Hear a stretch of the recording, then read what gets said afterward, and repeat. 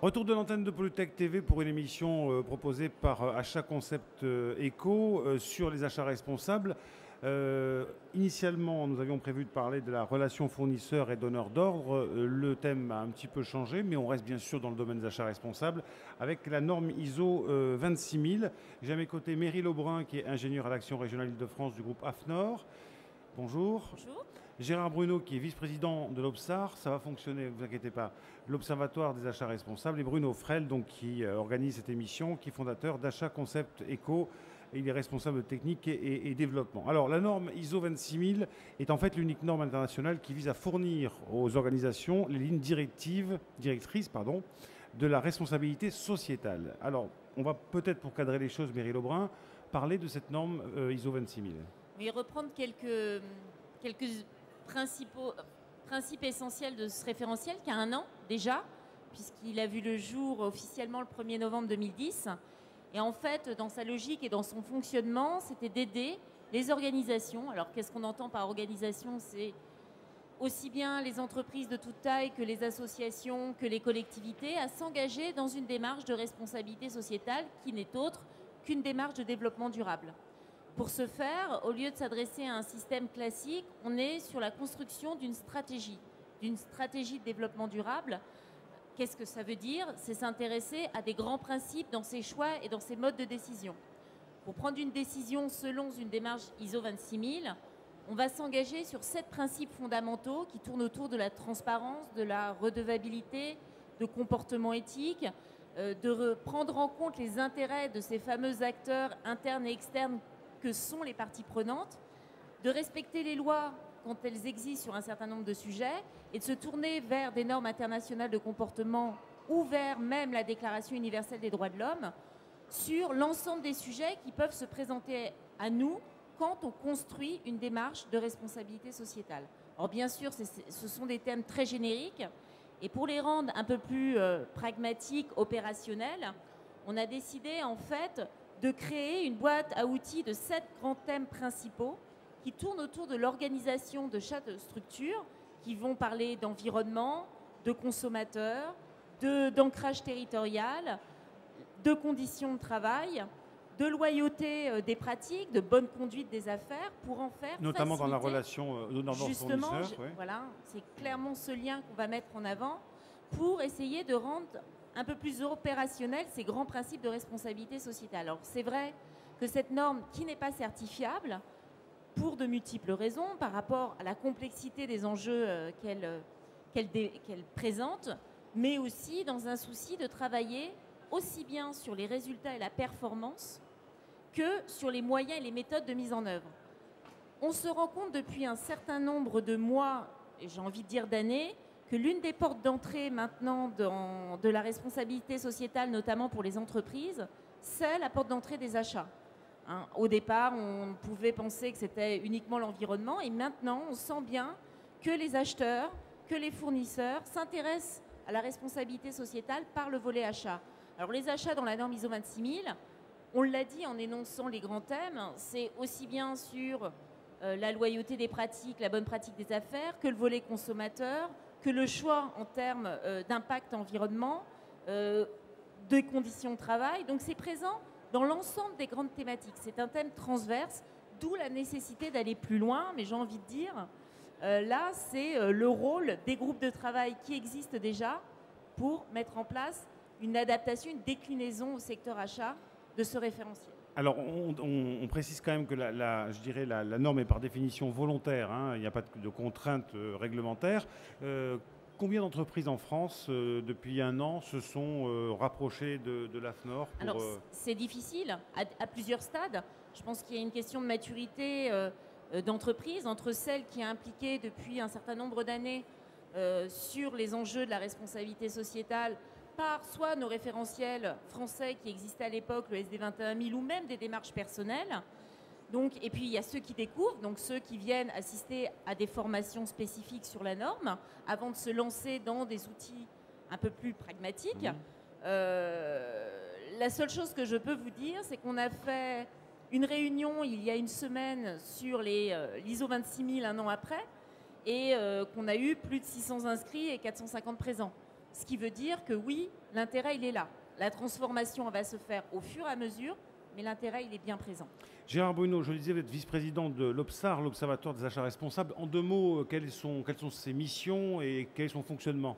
Alors d'abord, bonjour, l'Observatoire des achats responsables, c'est une association en fait, qui se veut un think tank qui va réfléchir et promouvoir des démarches d'achat responsable. Effectivement, et on a très volontairement pris le terme de responsabilité pour ne pas en rester à ce qu'on appelait l'achat durable, qui a une connotation un peu trop exclusivement verte. Environnementale. Donc on a bien pris tous les éléments et on se retrouve, d'ailleurs quand on a lancé l'Obsar il y a maintenant un an, on se retrouvait déjà dans les questions centrales de ISO 26000 sans le savoir presque, puisque en fait c'était vraiment, on adressait très clairement ces objectifs-là. Donc l'Obsar, c'est une réunion d'acheteurs, c'est une réunion de directeurs achats du privé et du public.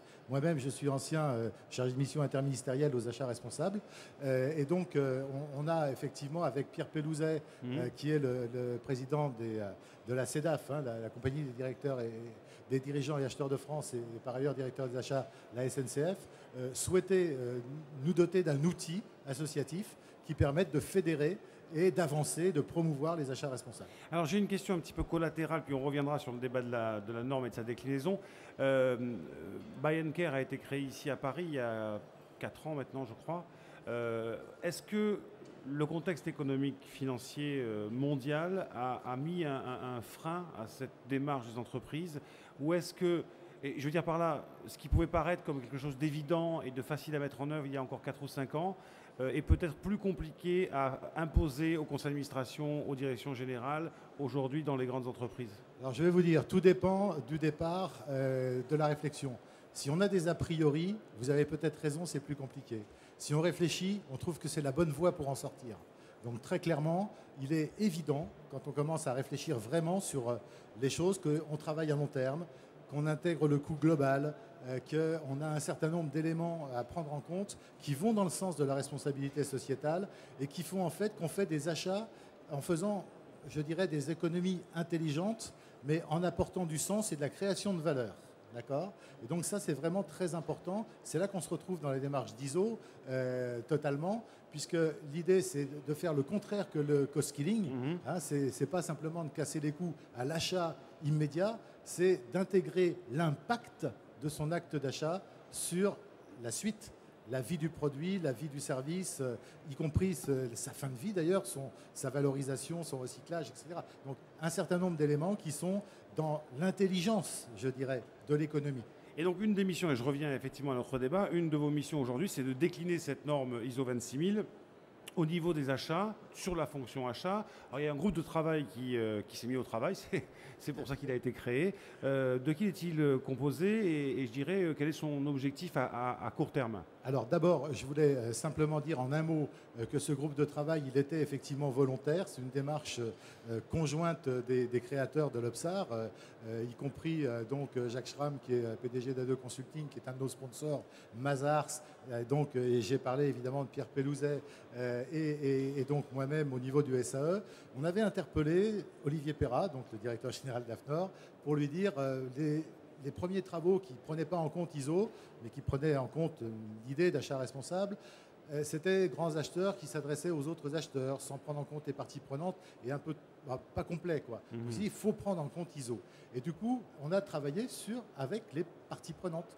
On a été chercher non seulement des acheteurs, mais aussi des institutionnels, mais aussi des consommateurs, mais aussi des associations, des ONG, si vous préférez, et puis des organismes publics et des entreprises pour faire ces groupes de travail et s'interroger sur l'impact effectivement de l'achat et la façon dont on allait j'allais dire répondre aux questions centrales d'ISO. Alors ce sous-ensemble finalement de la norme ISO 26000, ça va être quoi? Un document normatif, quelque chose, un peu cadre? L'idée et la réalisation, parce que maintenant on est dans le dur. Hein. Le 13 décembre, c'est la dernière réunion. Donc, vous voyez, on passera en enquête commission et en enquête publique ensuite. L'idée, c'est de faire un double document. Un document qui ait une portée politique et stratégique et qui s'adresse à la fois aux acheteurs, mais aussi à leur top management. C'est vraiment les directions, les décisionnaires. Et qui puisse Parce que véritablement, s'il n'y a pas de volonté politique, il n'y a rien. D'accord ? Et deuxièmement, deuxième partie du document, quelque chose d'opérationnel où on passe les 7 questions centrales d'ISO 26000 au tamis des achats, mais des 9 étapes de la fonction achat. Depuis la détermination des besoins, voilà, on croise tout et on donne des recommandations aux acheteurs. Alors, par exemple, dans ce qui est ressorti du groupe de travail, des grandes recommandations, je pense notamment au secteur de l'insertion, par exemple, ça en fait partie, j'imagine. Vous parlez d'or, l'insertion fait évidemment partie des recommandations. L'insertion, que ce soit des personnes éloignées de l'emploi ou des personnes en situation de handicap, peut tout à fait être un objectif corrélé aux achats et effectivement, on peut faciliter l'entrée à l'emploi de personnes qui sont en difficulté grâce aux achats, en mettant dans le public des clauses sociales ou en allant directement adresser les entreprises adaptées, les ESAT ou les entreprises d'insertion lorsqu'on est un acheteur d'une entreprise privée. Comment cela se traduit-il dans le Code des marchés publics? Est-ce qu'il y a des modifications qui sont envisagées? Alors, il y a effectivement un débat permanent. Il y a des modifications envisagées, oui. Alors d'abord, il y a des outils. Aujourd'hui, on peut. Je en sais quelque chose. On peut. Il y a tout un tas d'articles que je ne vous citerai pas ici. Je l'ai fait tout à l'heure dans la conférence. Donc, pas de problème. Mais n'importe quel acheteur public sait faire et doit savoir faire. Les acheteurs privés, c'est volontaire. On l'a dit tout à l'heure. Mais ça n'était pas normé. Donc, il y a un manque de référentiel. Ça va venir. Néanmoins, l'idée, et la question, c'est que ça va encore évoluer. Pourquoi? Parce qu'au-delà des travaux d'ISO et de la normalisation, et pour lesquels on a un peu d'avance en France par rapport au reste du monde, mais ça n'empêche, pour une fois c'est bien de dire, on a aussi un travail, et l'Obsar peut le faire modestement avec un peu de lobbying, en direction de la communauté européenne. Et les 27 pays de la communauté ne sont pas à niveau là-dessus. Par contre, on a un commissaire européen qui s'appelle Michel Barnier, commissaire au règlement intérieur, qui a lancé un livre vert sur la commande publique, qui est en fait dans une démarche d'intégrer, alors je vais être très pédant, du what to buy dans le how to buy, qui est la procédure des marchés publics. Donc, adresser des politiques publiques en même temps que l'achat. Et ça, c'est vraiment très positif. Si on peut arriver au bout sur des directives européennes sur la commande publique qui comprennent ces objectifs, les transposer ou les appliquer au niveau des marchés publics français. Après, on y arrivera facilement.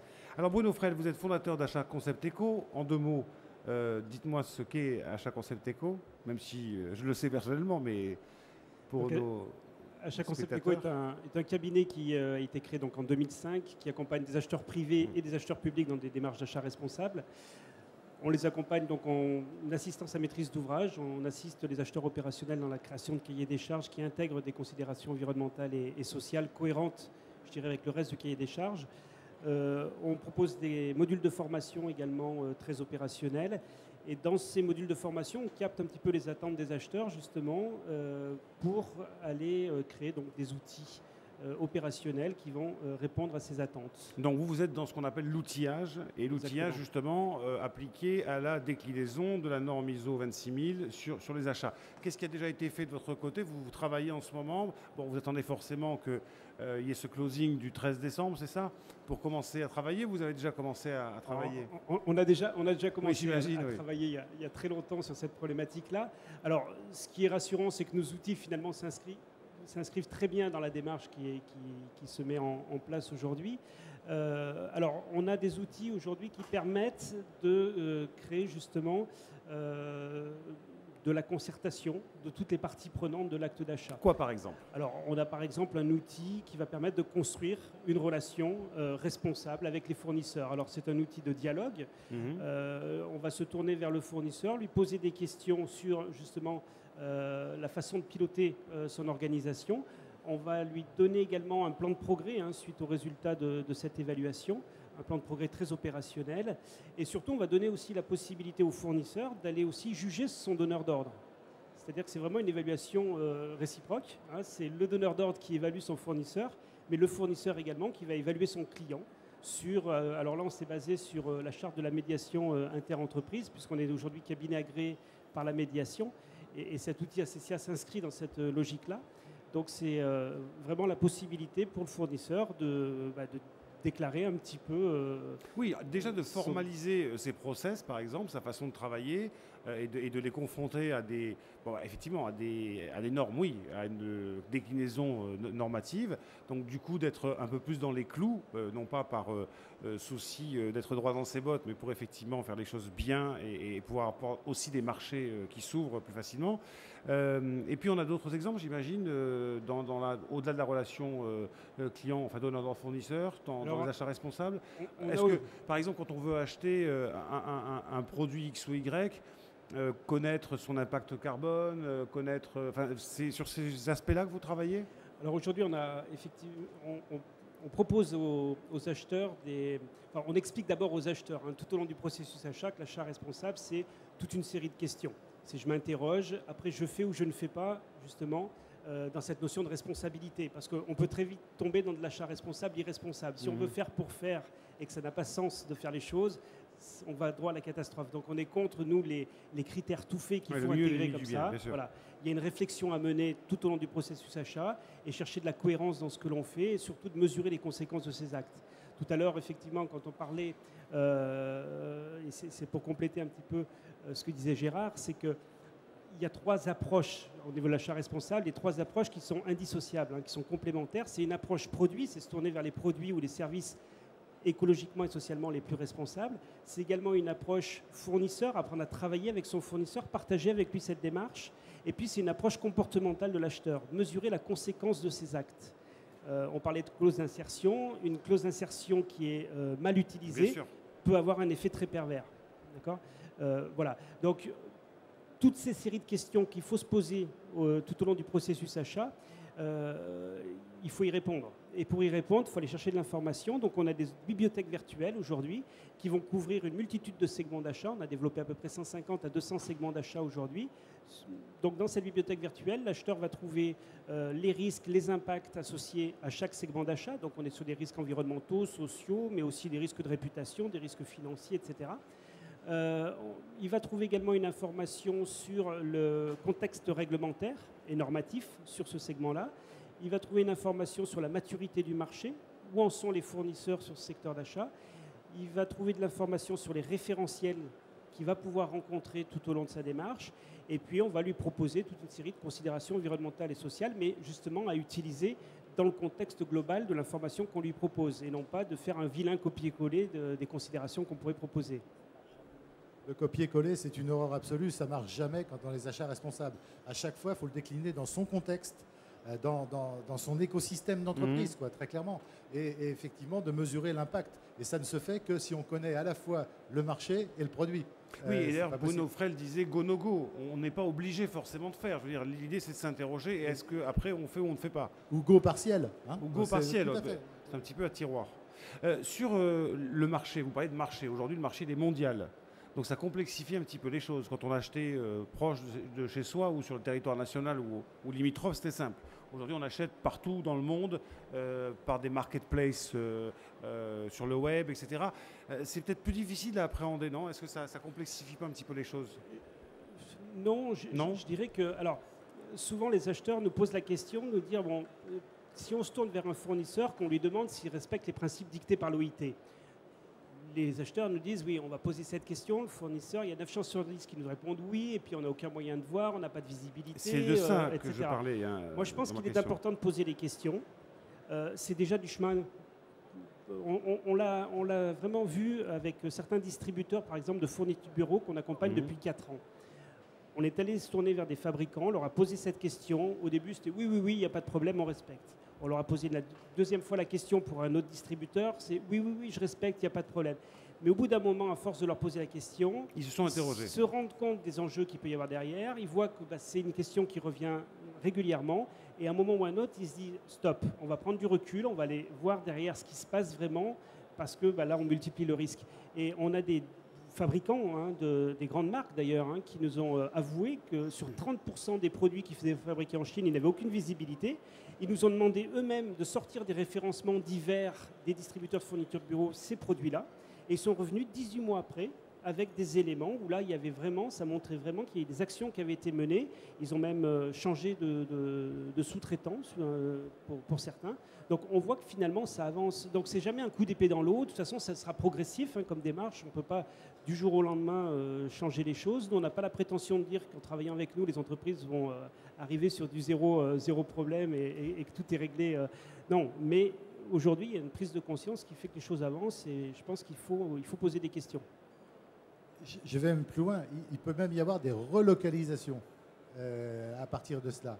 Je prends un exemple d'un de nos adhérents qui s'appelle Outils Lacier, qui est un distributeur d'outils, de bricolage, qui distribuait des produits français qui ont été délocalisés, fabriqués en Chine. Notre distributeur a décidé de dire c'est fini, moi je suis responsable, je ne fais pas l'importation. Alors quelle était la raison? C'est le travail des enfants, c'est la qualité? C'était une raison à la fois je veux dire, d'intérêt local et aussi de non-connaissance de la réalité de la production. Voilà. Donc, ça peut être le fait de ne pas avoir d'informations finalement qui ça ne peut être dit rien consent comme on dit. Il vaut mieux en avoir de l'information, on est bien d'accord. Et donc derrière, il a été chercher de l'information, il a compris que ce n'était pas ça. Donc il a dit à son fabricant, écoutez, tant que vous relocalisez pas la production, enfin en moins une partie, moi je ne vous connais plus.